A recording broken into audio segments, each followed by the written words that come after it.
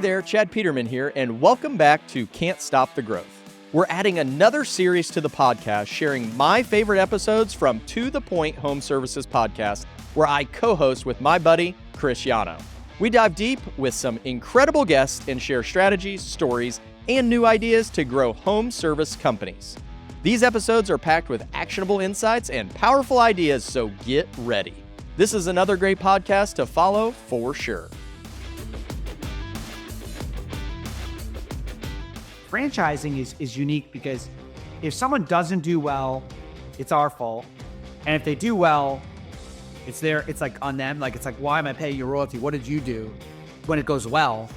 But it's interesting that one of the things I've learned, and again, I'm just being candid, is I have owners that bought, like my first franchise owner knew exactly what he was doing, right? Like it was like literally me and our VP of development at a dinner table, and we had no Z's, and he knew what he was doing.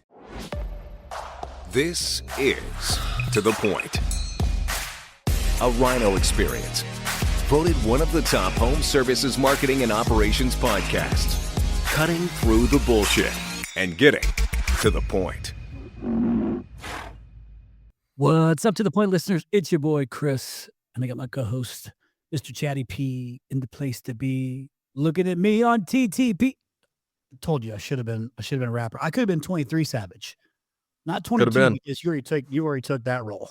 But 23 Savage, I feel like I could have been that. Yeah, absolutely. We would have made a hell of a duo. Yeah. I mean, I don't know about hell of a, but like, mediocre. Yeah.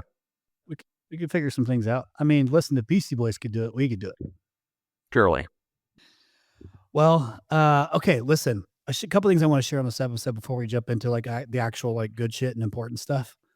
I wanted to give a quick update on some goals. I'm a big goal planner, man. I like to achieve goals, put all the stuff out there. And, I'm roughly just over a month into chasing down some of my goals.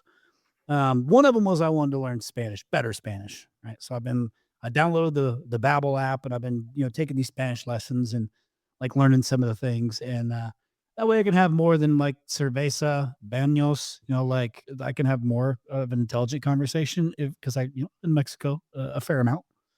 So I'd started to learn that a little bit. My progress is good, right? I've learned quite a few things, so I feel good. Like I'm checking the box. So far, January, I'm good to go on that. But I took one giant leap for mankind yesterday, Chad. And I enrolled in a class at Purdue. See how I tied that together there? We'll see that. Yeah. So for those of you who don't know, I am a huge Purdue fan, but did not get to go to school there because they didn't want me as bad as I wanted them. So in an effort to be alum, I took a graduate class. I signed up for it, and I should pass it with flying colors because it's digital marketing and analytics. I just want to see what they're teaching the kids these days, right? That are coming in, into the business. So I'm going to see if I can actually make it through it. But I had my meeting with the administrator yesterday. I'm in. Starts February 21st. There you go. Pull her up. That's right. I'll put when you graduate. It's October. October. All right. Well, I'll put it on the calendar. We'll be up there to at the ceremony. I don't know that there is a ceremony. I think it's just we're gonna make one. We're gonna have one. We're gonna have one on here. Okay. If I can graduate. If I don't graduate, then that means that I quit. And I didn't accomplish it, and I should probably go back to figuring out what I'm going to do for the rest of my life. Okay, so that's a real story. I haven't told Anna yet, so she'll find out here shortly. The commitment's small. It's no big deal. Another quick thing, man. I'm excited because you and I are going to be at a conference together here in a few months, the Transform Conference down in Texas, as well as a couple of our buddies. Tommy will be down there speaking at the same event. Mr. Chris Hoff will be down there speaking at the event, dude. But this will be the first time we're going and speaking at a roofing focused conference together. I know. I'm excited. Always good to talk to people in different trades and see what's going on and see what's working there that we can maybe pull over to what we're doing and vice versa. So yeah, I'm really excited. Get down into Dallas. What's that? Second week of April. So April 14th through 16th is the residential side. Now he's doing a lot of stuff. He's starting to break in quite a bit to home services because some of the stuff is applicable, which is why we're all coming down there. You guys are coming down there as well. It's gonna be great. I got off a meeting with him too, and he's done a great job putting together a pretty good event. So I'm excited to go to it. So our guest is somebody that I met at the first franchise event I actually ever attended. And this was the Franchise Springboard Conference, and I don't remember where the hell it was now that I think about it. Dan, where were we? Where was that conference? Was it East Coast somewhere? Philadelphia. Okay. Philly. So it was in Philadelphia, clearly memorable. But best thing that came from that event was, one, it was cool to kind of go and just watch how the franchise world, just to learn about the franchise world from a different perspective, like in it, and then learn what Z's and Zors are. We'll talk about that. Now Dan is in the franchise business. Been in the franchise business a long time, but hear me, this podcast is not about starting a franchise. Okay. Not about starting a franchise. It's just about his journey and a lot of the things that he's done to build out his franchise, which is rapidly growing. That's applicable in really all businesses. So think general business, multi-location business, things like that. So quick intro on my man, Dan. He's a chief executive officer and co-founder of Voda Cleaning and Restoration. I know how important that part is to you, Dan. Founder and chief executive officer of the Franchise Playbook, co-host of the Franchise Founders Podcast, which is, dude, actually pretty good. I listened to it. It's you carry it though. And then you've been playing in the franchise world for quite a long time, and it's been, I got to spend some good time with him at the Franchise Springboard Conference, and just one, we just hit it off, we connected, and I liked what he's doing and what he's building. He's a mover and shaker, and just a guy that gets shit done, and he's growing, and he's ambitious, and I liked him, and so we created a good relationship, and now we have the now we're honored to be able to be partnering with Voda as a digital marketing partner at Rhino, which is awesome to help his Z's out. But I want to give a nice, hearty, warm welcome to my friend, Mr. Dan Claps.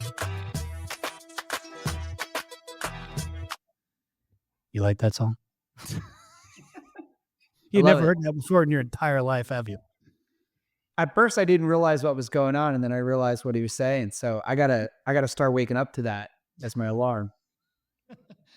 Well, if you listen to the rest of the song, it's got some additional meaning to it. But for the purpose of this, it actually worked because, it's not clap, it's claps. Okay. But Dan, welcome, bro. I'm glad to have you on here finally. Well, thanks guys for having me. It's funny, a little story. When we met, we hit it off. We were at some lobby bar at this conference, and whenever I go to network, I have two objectives. One, be nice to everyone, get to know everyone. You never know where things can go.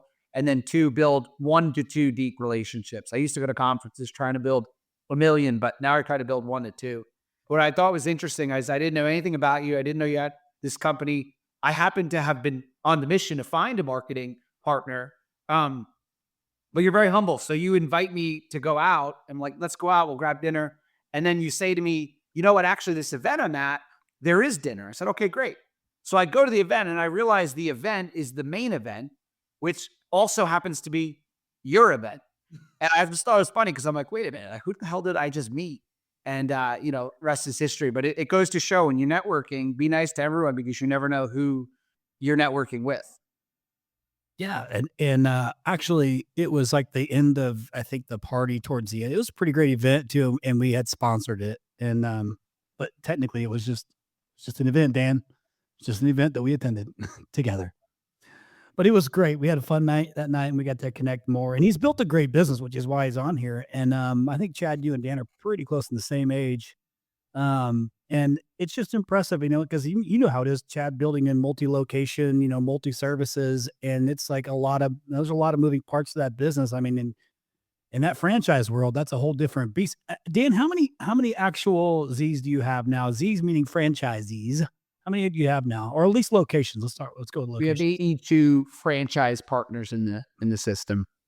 Got it. Okay, that's a lot of people, a lot of leaders to lead, brother.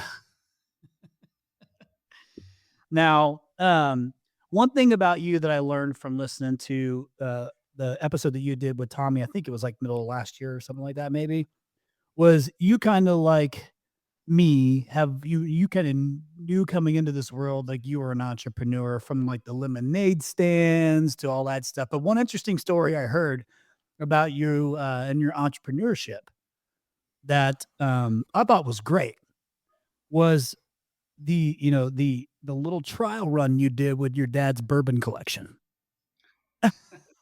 on selling your dad's bourbon. Wait, and you were a teenager, right? Like, and you thought, hey, I think I could sell this bourbon. Like, maybe just share real quick with Chad. First off, anybody who knows me knows I am a bourbon collector. I have lots of really great bourbon. So when I heard your story, I cringed, and I've been wanting to know if you remember any of the actual bourbons that you sold, so that way I can feel your dad's pain. Oh man, I sold everything. The Bookers, the Maker's Mark. I had no idea. The story goes like this, Chad. So I've always been, probably similar to you. Like I've always had side hustles. When I was a kid, I had the lemonade stand, and then I would sell lacrosse balls to my teammate by, buying them in bulk. And when I was in high school, my dad, he was in business, and I guess in his corporate career had earned a lot of really nice bourbons, and they were down in the basement and they were dusty, and they were, I guess I always thought he forgot about them. And they weren't any use to him, I thought.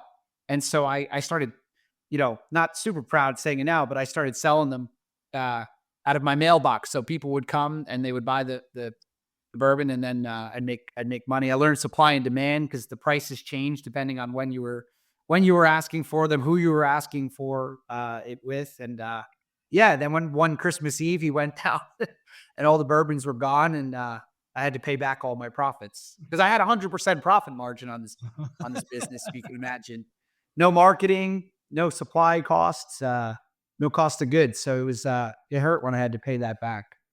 There's a couple things that stand out to me real quick.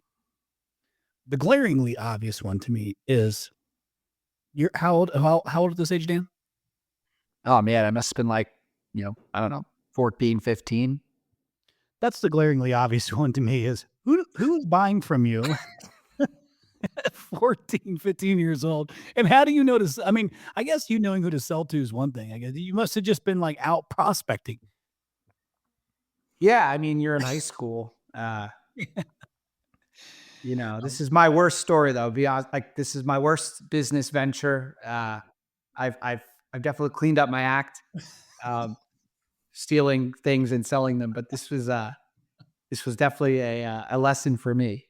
Hey, this is part of the journey, man. You learned a valuable lesson, right? Yeah, I'm just imagining your parents going over to like some friend's house. Hey, yeah, where'd you get this nice bottle of bourbon? I've got one down in the basement. I actually bought it off your son. It's awesome. He's running quite the gamut over there. Like how that didn't come up before he went down there to look and there wasn't anything left. I'm not really sure, but that's awesome. Got this nice bottle of Pappy I picked up for $20. Yeah, We didn't grabbed have it out of that. your We didn't have mailbox, that. It actually. was, middle class, upper middle class, I guess. I'm not sure, but we didn't. It stopped at like Maker's Mark. Oh, okay, good. That actually does make me feel better because otherwise I was just sitting there thinking like, damn, I wish I would have known you. I wish I'd have had a 14-year-old selling me Well, some. that was, 25 by the way, that was the worst part about it. We had no, we were kid. I had no idea what they were worth. So yeah, not super proud of that, but I will tell you, thanks, Dad, because it was definitely a shaping moment in my business career. Shout out to your pops for that. Okay, hey, listen. I want to get into this story. All right, we kind of got the ball rolling, but I almost forgot. And then I didn't want to let you down, Chad. I almost forgot that I have a couple dad jokes. Oh boy. Okay. Dan, you ready for this? I got a few dad jokes. All right. You don't have to laugh. Don't feel obligated. But I have 3 I'm going to share. I'm going to work through them quick so that way we can get to it. Okay, Chad, you ready? This is very applicable to you specifically. All right. Why shouldn't you tell secrets in a cornfield? I don't know. Too many ears. Mm. Okay, next. That's a good Indiana joke, right? That is. That's good. I'll probably never use that again. Thank you. Thank you. Little people like that one when he understands it. Why couldn't the bad sailor learn the alphabet?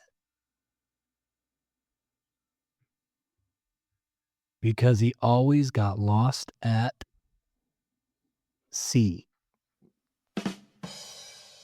Come on, that's pretty good. unless I bombed on the delivery. I switched up the delivery a little bit. No? Okay. Fuck me. Yeah, All right, you let me know. try this last one. All right. All right. This week, while we're recording this, is Waste Management Open Week. Dan, you know what that is? Okay. It's a big golf tournament, or a big golf tournament out here in Phoenix, Arizona, called the Waste Management Open. It's huge. It's kind of like Carb Day at the Indianapolis 500. I'm assuming it's like the Kentucky Derby. I'm not sure. I mean, probably a little bit less fancy. But Chad, it's like pretty much, that you're coming out to it here in the next couple of years. You have to, because it's like a Carb Day.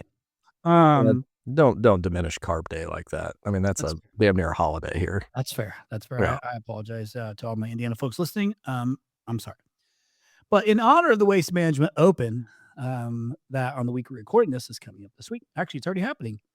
Why did the golfer bring two pairs of pants?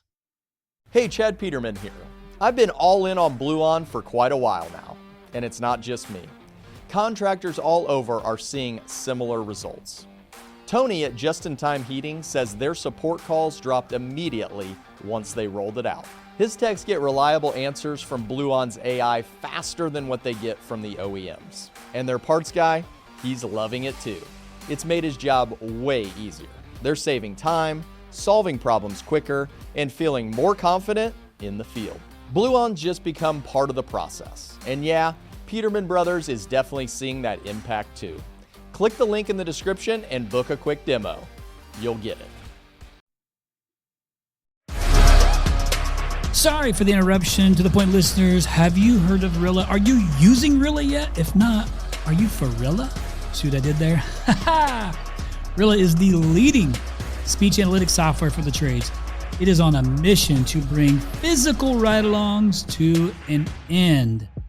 You can coach your reps with virtual ride-alongs now that are 100 times better, faster, and much more efficient than the physical ones. All you got to do is use the killer Rilla. That's R-I-L-L-A, Rilla. Casey got a hole in one. Okay, listeners, thank you. Thank you for listening to my dad jokes. Some of you have actually used some of these dad jokes already. You have. Okay, so don't act like I'm just up here telling you jokes. You're using them, and you're welcome. And so are you, Chad. And Dan, guess what? Now you have a few in your bag of tricks too. Okay, let's get to the good shit. Hey, this guy, Dan, man, you have what? I can't remember exactly where it was, but it was like you got this award for being one of the fastest growing franchise, one of the fastest growing franchise, or is it franchise in general? And I don't know if it was like in the US or whatever it was, but the point is like you're building this thing and growing it fast. So you're doing some shit right. And it's not just from me meeting you and liking you. It was actually like, hey, I do like you. I also understood the talent that you had and saw what you were building. And clearly somebody else has recognized the same thing. What was that? I wasn't like that long ago that I just read it. Well, thankfully we've won a variant amount of awards this year. It's funny. I don't think I've been there for any of them because at the time and I happened to travel somewhere or something would change. We've won some awards for our growth. My favorite award is we won an award, Franchisor of the Year, at one event, which was based on not just growth, but like an overall culture and other statistics. So it's been a great year. We started franchising in April of 2023. So between then and now, we've grown to 82 owners and growing continually. What I will point out, and I think it's important, and we'll get into in the episode, is we're growing the exact rate we had set out to, not any slower, not any faster. I really do believe in the idea of reverse engineering your goal from 20 years, 10 years out, and then working back into the daily goal. And we've eerily hit our goals on the nose from day one, which has been pretty cool. Yeah, and I'll be interested to hear like how you're accomplishing that, or like what you're putting in place to do that. Because I see, I thought I traveled a bunch. You quadrupled the volume that I travel, and I'm so grateful for that. Actually makes me feel good about myself when I just watch where you're going all the time, because it's never ending for you. But let's do this. Let's take just a quick step back, because we have an idea of where you're at right now. but you also kind of came from this franchise lead gen guy, days that you spent and being able to connect franchisors to potential franchisees, right? And then also kind of into the actual lead generation business of bringing in lead volume, kind of the world that I've been in. How the hell did you end up in the actual, how did you end up, being a franchisor, and what made you pick cleaning and restoration, or did it pick you? Sure. Well, first thing I'll say is, as an entrepreneur, I'm really big on you find a problem and you create a solution, and then you find the person that can solve that solution and bring them into the team, right? And so, Richard Branson, he's the billionaire that billionaires want to be because he's not just rich, he's also got lots of time. So one of my favorite sayings that he says is, go find the number 2 person at the number 1 company and ask them to come work with you as your partner. And so that's always been my kind of, I've always had someone in my business that is better than me. And so backstory, in college, I graduated from the bourbon business to a more legitimate business, which was in the staffing and recruiting. I was at college. I remember people saying, you got to go to college to get a good job. I never heard you got to go to college to get to own a great business. And so my focus in college was always on my side business or side hustle, which then eventually grew into a business.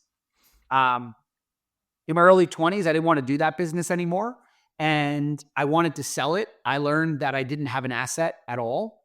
I always tell people I can teach you how to run a business because I could teach you how to not run a business. If someone wrote a book like, How to Not Run a Business 101, they could make my college business I could be the star of the book. Because I had no systems, I had no people, I had nothing. It was just me working 7 days a week. And so in my early 20s, I started looking at, franchises. My dad said, what about franchises? It kind of stood out to me because they're all about systems and processes. And so in 2014, ended up joining a franchise system. I looked at home services, but at that time, I couldn't afford a home service business. So I got into a business brokerage. So you help people buy and sell businesses. And that was in 2014. I did that for about 2 years. And in 2016, I looked in the mirror and I realized that I, again, was building like a self-employed business, not a business. I was the business. And I distinctly remember being at a vacation. I was supposed to have 1 day off. Like it was like a weekend trip, and everyone took the Monday off. This is probably my first day off in like a year. And everyone's out on the beach, playing beach volleyball, having a good time. And I'm in the room looking out the window on the phone. And you might be like, well, you're working from the beach. No, this was supposed to be my only day off that, whatever amount of time. And I realized that I was a slave to my business. Like if I didn't answer the phone, then I didn't make money. And so I ended up leaving that and realized that in everything I had done, it was all about lead generation. I was good at getting people to want to use my services. And so 2016 started a lead generation company in the franchise space and then grew that for almost 7 years till 2022 until it was acquired by private equity. And now here you are. Yeah, that's the backstory. And then, one day I had a pretty nice life and I said, let me screw it up and start a franchise company. No, in all seriousness, knew I wanted to be a franchisor. Since I'm 22, my whole business has centered around helping people get into business for themselves. And so what I love about what I do is I don't just help them get into business, but I go through the entire, and trust me, it's emotional, the entire emotional roller coaster that 82 different franchise owners go through, the highs and the lows. And I really enjoy seeing them come through that to the other side. Did you say since 22? Because you're not 22. I thought I heard. I started at 22 years old, since I was 22 years old. Yeah. Got it. Okay. But you're mid 30s now, right? 32. Okay. That's low 30s. Whatever. Dear God, these youngsters. Chad, listen, Chad's old compared to you. I'm old compared to Chad. Oh, God. Okay. Well, listen, it takes a special kind to want to be a Zor. Especially, one who is growing at the pace you are, because you have all of these leaders or people that you need to be leaders in these individual locations, and they're trying to scale and grow, and you're the one and get them to follow the SOPs and like all this stuff. And you're probably, in a constant firefighting position, I'm assuming, because there's lots of variables in across all these different locations. But what made you end up choosing the cleaning and restoration business? By the way, like, you know this because Rhino has worked in the restoration business with other, franchisors, and it's actually a great business. So like there's a lot of upside on that side. But the unique thing about yours is the cleaning and restoration has set you apart from a lot of the other competition. But why? Like, why did you pick cleaning and restoration? Yeah. Well, it's interesting. When someone starts a franchise business, they typically have succeeded in roofing or plumbing or whatever business they were in, gym, and then they want to franchise it, and which is great.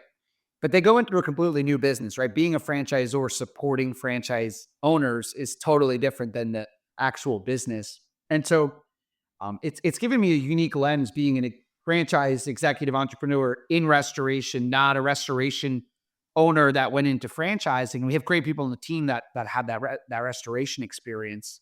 But when I was looking at what to do next, between myself and our co-founder and my team, we really we took a piece of paper, we called it our playbook, and we said, what do we want out of a business? And we wanted these things. We wanted a need, not a want business, something that wasn't affected by, a change in the economy or, at that time, we're thinking about the pandemic. We wanted a business that a third party paid. So in our case, insurance pays the bills. I always think of the movie War Dogs. The government's paying the bills. Like in this case, the insurance pays the bills. We wanted an industry that was non-skilled labor, like something where you could train people with a good attitude. And then finally, we wanted an industry where the unit economics, no matter what, made sense. Like if I go to RIA, there's plenty of people doing phenomenal in that industry. Same like roofing, HVAC, right? So for us, restoration really screamed out. But the negative is, unless I, stick a hose through Chad's window there while he's sleeping and flood his office, I can't make him, dry a dry office, right? It's a need, not a want.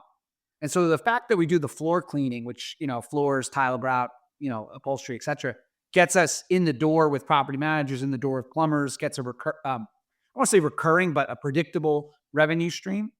And that's really what is separating us from a franchise perspective.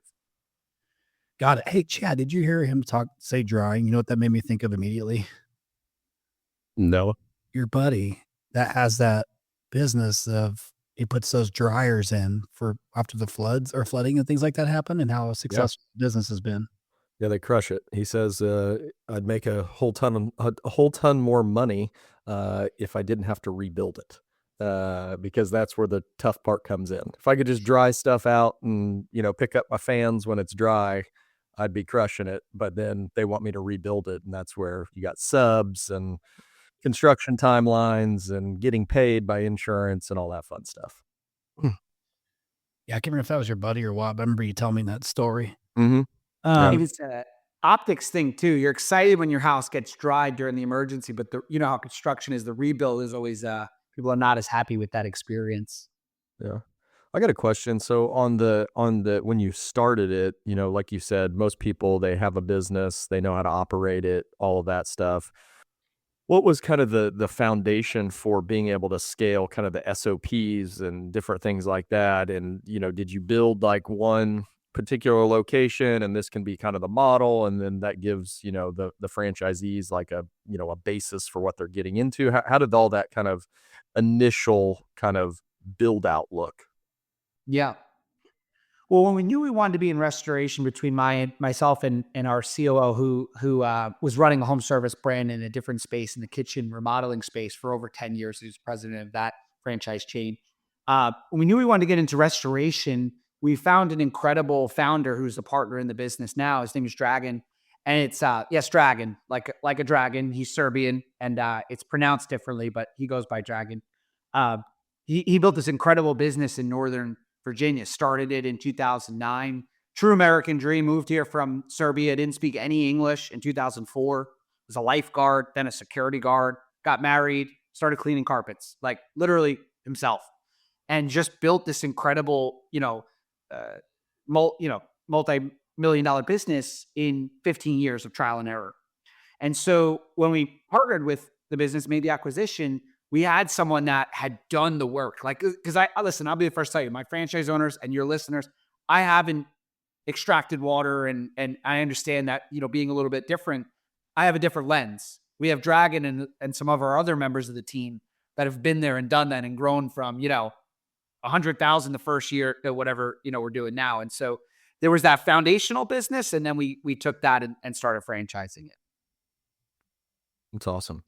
One other question I had. So, and I think Chris touched on this a touch or a little bit is, with 80, what'd you say, 82, franchisees, how do you look? I think one question I get a lot is, we've got multi-locations, not nearly as many as that, but, I think the difficult part is, especially with a franchise model, you got all these process, procedure, kind of the culture that you want to, kind of exude from the brand and all of that stuff. How do you go, or how do you think about that?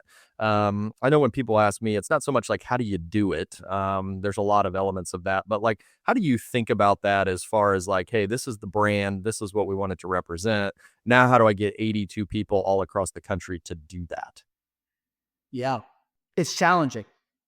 Couple things I'll tell you. And I'm from New Jersey originally. I'm very direct. And people listen to this that don't know me. I'm sure my franchise owners will listen to this too. I just say what I mean, and I'll say it to anyone. If they're listening, I would tell them the same thing. It's challenging because when you first start, people buy in and they're completely different than the people at 82 owners, right? The people coming in with 82 owners, there's a lot more of a track record. And I feel like they're a lot more willing to follow the process. Typically, the earlier owners who, first of all, just to be clear, we wouldn't be anywhere without them. I love working with them. They're in a different position where they start with us and, we've had bumps. I mean, it'd be crazy to say we haven't had bumps, and we'll have more bumps.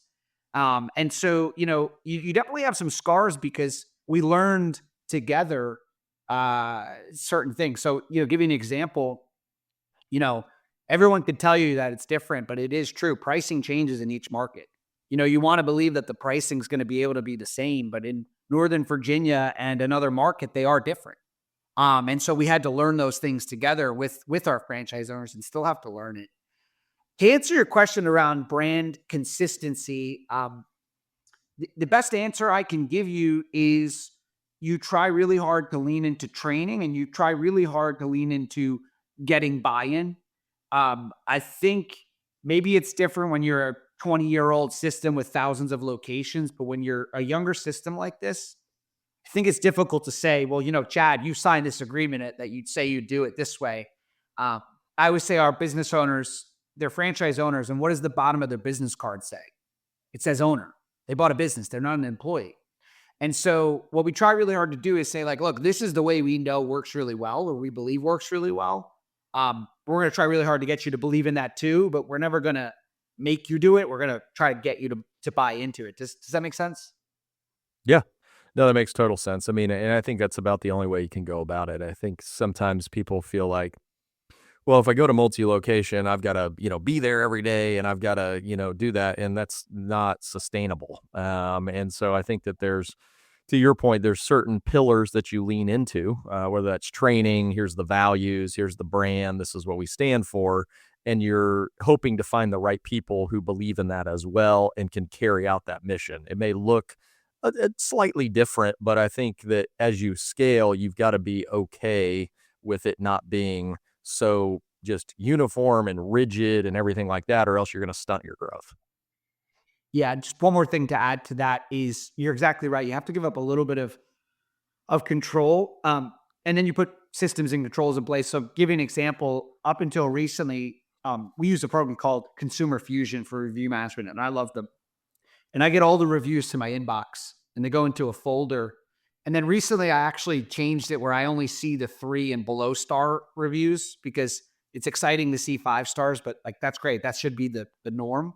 And so now I'm always looking for, did we get a 3-star, which doesn't really happen often, but if we did, that's the stuff I'm really trying to focus in on. But it's trial and error. You have a franchise owner that, stops taking their shoes off when they go into a home, or, things like that. And you just have to constantly train and iterate on why it's important in the small details. Yeah, I have a thought around this, because it is unique because they're all owners. right? But you have to be all marching, in the same direction. At least, unlike Chad, you should be able to hear the beat and march to the same beat. Chad's a little off, but it's because well, I mean, I have no rhythm. as much as he loves, Justin Timberlake, he's got no rhythm. But he marched to the beat of his own drum. Seems to be working out okay. But you still have to get everybody rowing in the same direction as you. And these are owners, which you are, you call that, and they're owners. Like they're owners who bought into a system and process that you have created, that you've proven that works, and you're trying to guide them down the direction, to scale the business based off the playbook that you've got in place. That constantly is probably improving as you've learned, I'm guessing. But you have to have some sort of regular, some regular cadence with these owners, these leaders, to get them to be better leaders, because some of them probably aren't leaders at all. Like there's a difference there.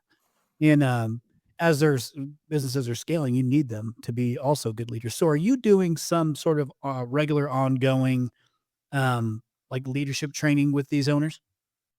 Yeah, it's a great question. So, what we do a little bit unique from other franchisors, and I'm a little curious why more don't do this, because it's not super difficult to execute, but I guess it's because we've started this way foundationally, and so people have just all kind of, this has been the norm, if you will.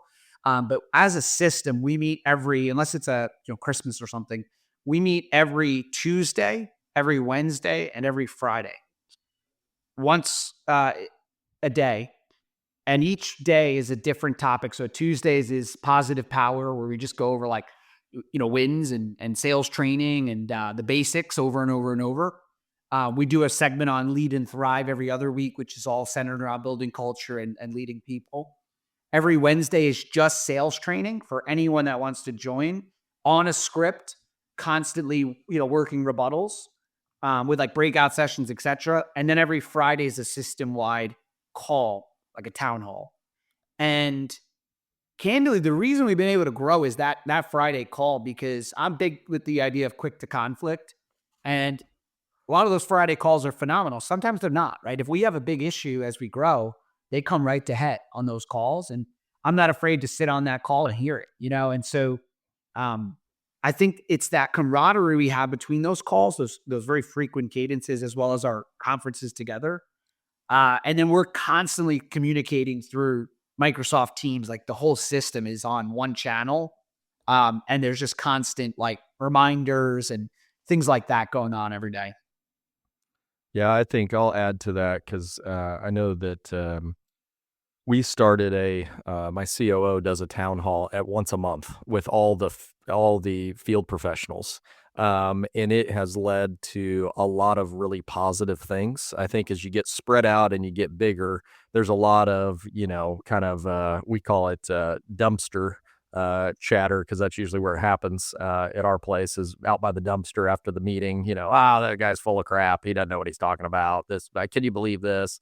And I think it's just giving people a forum to, one, everything's not criticism. A lot of the times it's just misunderstanding of like, oh, well, I didn't even realize we had that. Or, well, I can't believe this policy. Well, no, it's actually not like that. Like you actually use it like, oh, okay, well, that's good. But it takes kind of that one voice to kind of clear up those things, where a lot of times you just let all of these issues, fester, and people are complaining about things that aren't even true.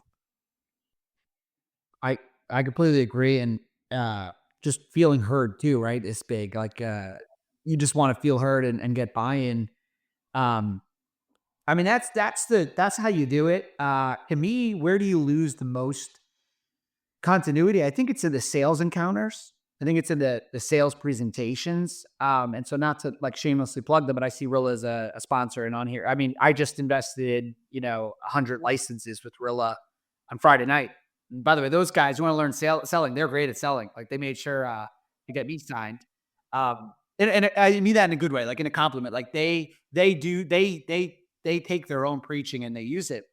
But I think that's a big part. Like we're trying to roll that out now. But I will tell you what I learned about Rilla that's really clicked for me. If you gave me a scientific calculator and asked me to do calculus, I can't just do calculus because you gave me a calculator, right? It's a tool. Rilla, I think I first looked at Rilla as like the trainer, and I've come to realize that It's just the tool for my team to train on. But we're really trying to get to the point where, and I don't know if I'll ever accomplish this, but every sales interaction is very similar around like what we say and how we deal with objections. That's something we're trying to get more consistent with. Okay, I have a question. I'm going to take you back for a minute. So your very first location was where? Texas, in Dallas, Texas. Dallas, Texas. Okay. So okay, two-parter. One, how long was it before you brought on your second Z?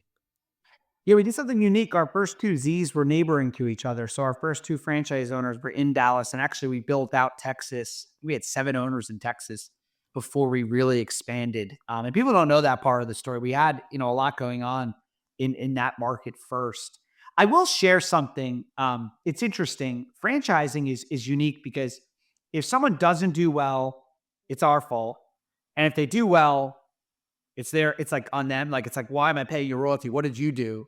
When it goes well. But it's interesting that one of the things I've learned, and again, I'm just being candid, is I have owners that bought, like my first franchise owner knew exactly what he was doing, right? Like it was like literally me and our VP of development at a dinner table, and we had no Z's, and he knew what he was doing. And then as I went a little bit further, I have had owners that, again, our systems are phenomenal, and they've come beyond what you can imagine from when we first started. But I did have some owners that were like, I don't know, they were like the 10th franchise owner, and they're like, where's the national accounts? And I'm like, you met me in a diner. Like, you know what I mean? Like, it was clear that we're growing, and where we're going is substantial. But we started in Texas. We worked with that franchise owner. And by the way, the franchise owners that get into a system, any system, under 50 owners, let's say, those are true entrepreneurs. They're true pioneers. And what I'll leave you with is all of our relationships have been working together, understanding that it's not going to be perfect and that we're going to grow through it together, just like you guys have done in your businesses. Yeah, I think that all makes sense. I think what I was hoping to get from that is, when you have your first, 10 Z's, and now you get to this next batch of 20 owners, like, are you learning shit like immediately in this thing that you're making, like major shifts, little shifts? Like, what's your, theory on, like you probably caught some things that you had to fix, and you can't do all the shit at the same time. So you probably had to like plan, you had to plan, but how was that process from, your first 1 or 2 or whatever to like the next batch of owners? So I have 82 really smart people in this system. I'm going to ask you a question to answer your question.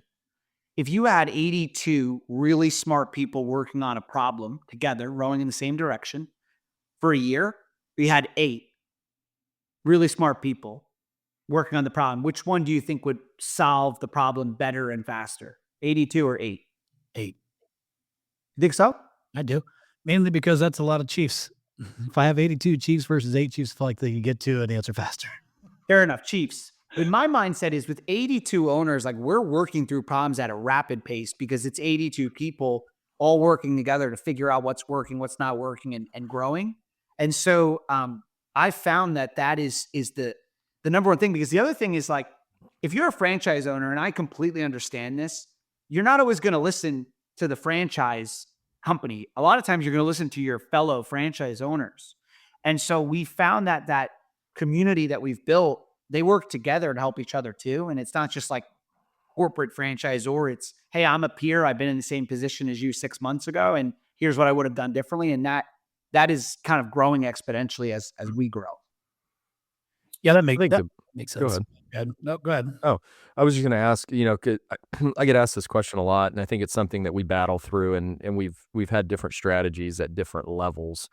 What from a franchisor perspective have you kind of centralized? Like, hey, we can gain some bandwidth if we do this centrally versus maybe not. And then also kind of the second part of that, are there things that you may have thought at first we need to decentralize and then brought them back in after you is there an example of that? I know we have some where we were like, oh, this is better. Is that one of your questions? Sorry there, buddy.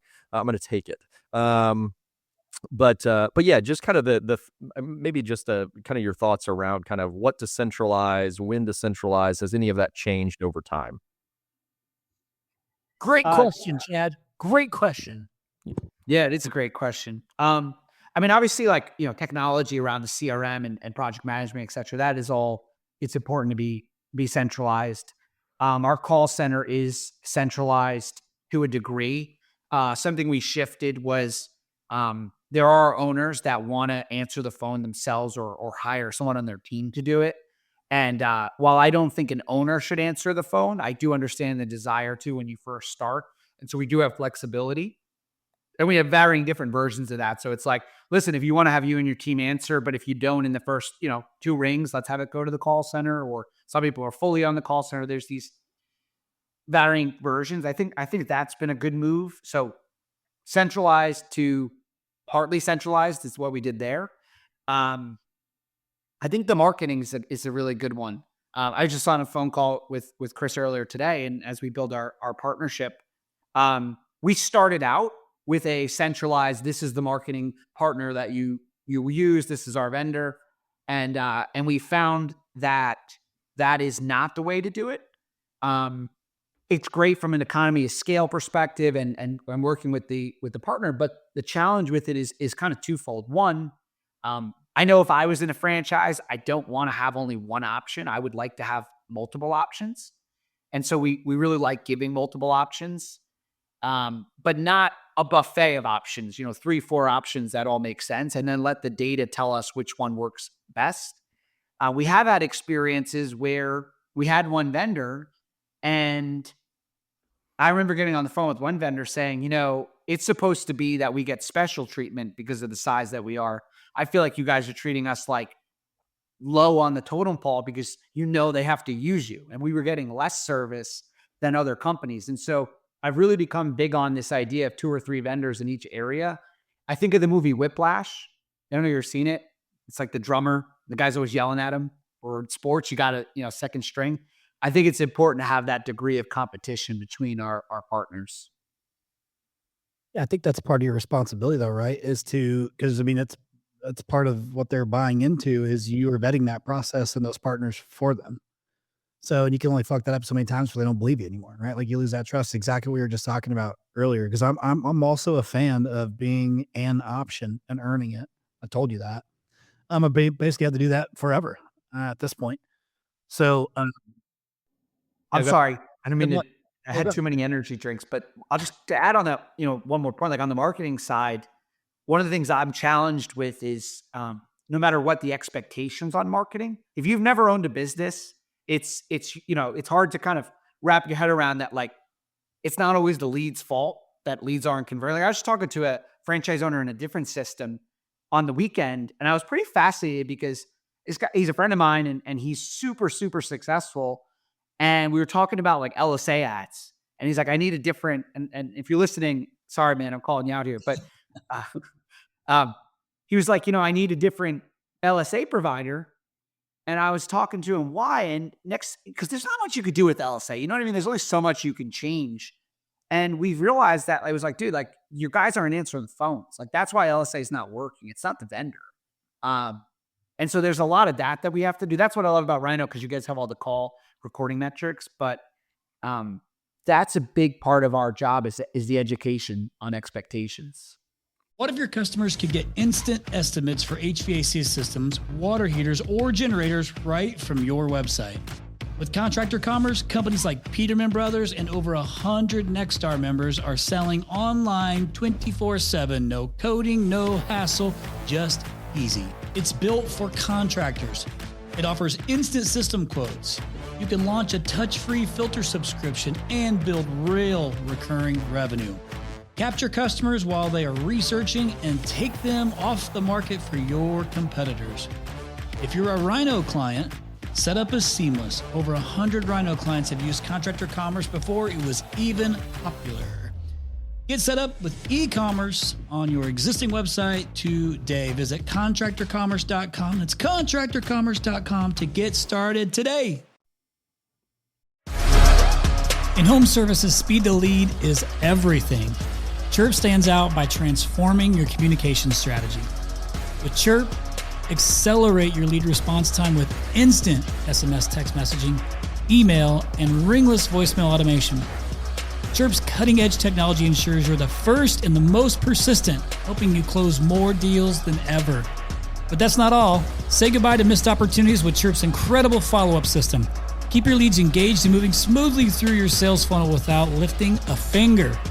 And with Chirp deep integrations with top CRMs like ServiceTitan, HouseCall Pro, and Jobber, you can launch laser-targeted campaigns to connect with the exact right leads at the exact right time. Automation creates efficiency. Efficiency unlocks scalability. With Chirp, you can automate speed to lead, estimate follow-ups, rehash, abandoned call follow-ups, canceled job follow-ups, review requests, outbounding to your list, annual reminders, membership expiration follow-ups, and so much more. So stop chasing leads, capture them, connect faster, and close more deals with Chirp. Contact Chirp today and elevate your communication game.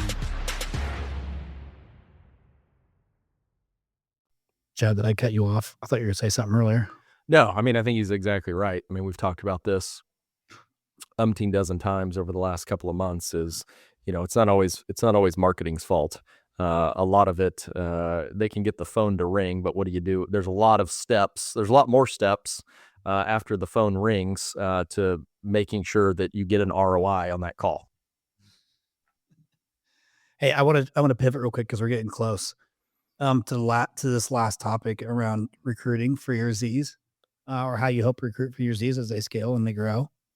Because you were in that game, it was just recruiting is in a lot of ways. I've also always thought of it's kind of like sales, right? Like you're trying to go out and find, and sell someone on coming to work for the best talent and sell someone to come and work for your business or location. And I've never been in recruiting, but that's the way I envision it going. But, as this thing scales, also a box you got to check is helping them find good talent, and you want that as the franchisor. But like, what are you doing to help these guys, find the talent to help grow these things? Like, is there some sort of process you have in place for them? And then do they have any ownership in it? Are you running, you and your team at Voda, on the executive level, running all that stuff? Or what are you guys doing to help them, find good talent? Yeah, it's a great question. We have a program called Talent Scout to help find people. At the end of the day, who they hire and what they pay and all those things are completely on the owner, because there are actually joint employer laws in franchising that don't allow us to get too involved in the hiring. What I would tell you, my biggest challenge with this is, and you guys know this from your years in business, is hiring people is not checking a box. You're not hiring someone to check the box. You're hiring the right people. And a lot of our owners are fast to hire and slow to fire. And, the opposite of that, old saying. So I'm always challenged by that because, man, I can't tell you, I hate letting people go. And I've, to a fault, had people for way longer than I should. And if there's anything I've learned after 10 years, I finally, still struggling with it, I've learned to make those changes. And so I know it's not really answering your question, but the recruiting side's challenging because, at the end of the day, you could take your time hiring people. You don't really know until they come into the system, into your company. And I wish I could get owners to make those changes a little bit faster when they know it's the wrong person. That's something we're trying to figure out. But as far as recruiting, we definitely have the ads, the way that we know will work, and the comp models that we suggest doing. I'm really big on giving equity out if they're able to, if the owner's willing to do some type of phantom equity to their key holders. But we have a whole program to help them with that. Yeah, phantom equity is interesting. Because I remember we kicked that whole idea around with key leadership. Phantom equity is definitely different than equity. But there's, I see what you're trying to do there. You're trying to get and we're not talking like, we're talking like talent, like somebody who's a leader in this business come in. So you're having those conversations with somebody who can actually impact the business. That's what you're talking about. Yeah. Like you've got this great business development, person in your town that's, working for another company in restoration or in cleaning or something, and you want to bring them in. Well, why would they come work for your brand new business if they don't have upside? They're taking a risk. They should get upside. when we started Voda, I did the same thing. My leadership team, we're all, have a stake in the company. And I don't know, man, to me, a lot of people that get into Voda, like they've done well. They're not just doing this to make money. They also want to, enjoy what they're doing. And I think working with people that actually, care about your business because they actually have a stake in it is just a hell of a lot more fun. And if you do it from the beginning, it's not always perfect, but I know for me, like my team, like the fact that we did this thing together when everyone doubted us between my COO and CMO and VP of development and the founder, there's this camaraderie that we have that I don't think I'll ever find again because we built it from the ground up. There's just something special about that. Yeah, man, I agree. And like, this is not for the weak. It is a hard thing to do to build these things. And like I said, with you, with the thing that's most interesting to me about you and just franchising in general, or franchisors in general, is just leading these owners. Like that listen, it takes a special person, someone who really, cares, about, these individuals and willing to help them, which is why you're all over the place all the time. Like I commend you, like you are who you say you are. Like I see you flying all over the place and doing all these things. So like you're walking the walk. I don't think I have any. I mean, we're kind of at the top of the hour. I told you guys I would be done by then, but I had a couple other questions here, but these are gonna have longer answers to them. But these are things that I want to just, have a little conversation with you about maybe while you're out at a Rhino X, 'cause I'm excited you're coming to your first Rhino X, Dan. And you are going to have quite a good time. I just shared with Chad earlier today who the entertainment is, because I knew he'd be like, falling out of a seat, just in awe of who the concerts are. Concerts. Yeah, already got the playlist rocking, so watch out. Yeah, Rhino X playlist. I should be creating one of those and sharing it. And I just thought about that. Let's make note of that, team. All right, let's create a Rhino X playlist. We will be revealing the artists ahead of time. I originally was going to keep it a secret the entire time, but I can't. So I'll be revealing it. But Dan, listen, man, like I know that you are still just kind of like in a lot of ways just getting rolling with this thing, and you're doing a hell of a job, dude. And I think you're a good human being. If you guys can tell a little bit, he's a good dude, genuinely cares about growing this thing the right way, not just building this thing to make money. Sharp guy. Like we didn't even get to half the shit that we could have talked about in here to kind of, share some of your talent and your knowledge. But I'm glad to get you on here finally and brag on you a little bit, and I'm glad to get you to Rhino X, and you're going to get to meet a lot of really sharp people there. And I know you're constantly a student. That's half the game that we're all in, is constantly learning. You're going to learn some shit from some really exceptional, contractors that have been doing it a long time in there that I know you'll take back and implement in the business. Appreciate you guys having me on.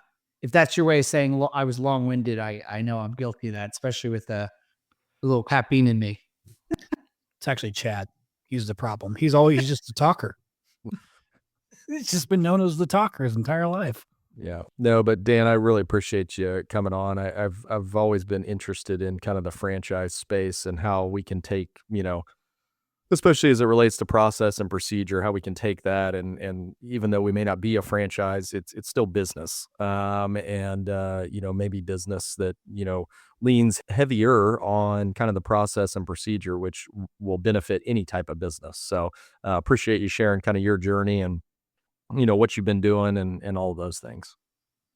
Absolutely, guys. It's a pleasure to join you today.